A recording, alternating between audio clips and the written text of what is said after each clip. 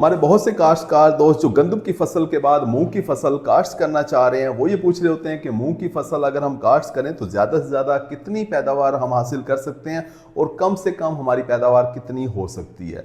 देखें, मूंग की फसल का जो टाइम होता है, आइडियल टाइम जो होता है काश्त करने का और पैदावार लेने का, वो तो बहारिया फसल होती है। यानी फरवरी मार्च के महीने में अगर आप मूंग की फसल काश्त करें तो आप 25 से 30 मन फी एकड़ पैदावार भी आसानी के साथ हासिल कर सकते हैं। लेकिन गर्मियों के मौसम के अंदर जब गंदम के बाद आप मूंग की फसल काश्त करते हैं, बीमारियों का, कीड़ों का हमला ज्यादा होता है, आपको मेहनत ज्यादा करनी पड़ती है, पैदावार 2-4 मन कम हासिल होती है। यानी गंदम की फसल के बाद अगर आप मूंग की फसल काश्त कर रहे हैं, आप 20-22 मन 25 मन फी एकड़ पैदावार भी हासिल कर सकते हैं, लेकिन अच्छी मैनेजमेंट के साथ। इसी तरह से कम पैदावार की अगर बात की जाए तो आपको 3 से 4 मन फी एकड़ पैदावार भी हासिल हो सकती है। हमारे काश्तकार दोस्त इतनी पैदावार भी ले रहे होते हैं, यानी मूंग की फसल उनकी मुकम्मल तौर पे फ्लॉप हो जाती है।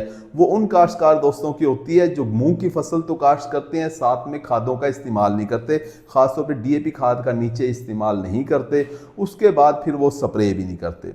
काश्त का भी अगर आप फसल के अंदर स्प्रे भी ना करें, आप खादों का इस्तेमाल भी ना करें, पानी भी सही तरीके से ना लगाएं, यानी आपने फसल तो काश्त कर ली, उसके बाद मूंग की फसल को आपने देखा ही नहीं, तो फिर पैदावार आपकी 3-4 मन से ज़्यादा नहीं बनेगी। लिहाजा अगर आप मूंग की फसल काश्त करना चाह रहे हैं तो सही तरीके से काश्त करें, अच्छी मैनेजमेंट के साथ काश्त करें।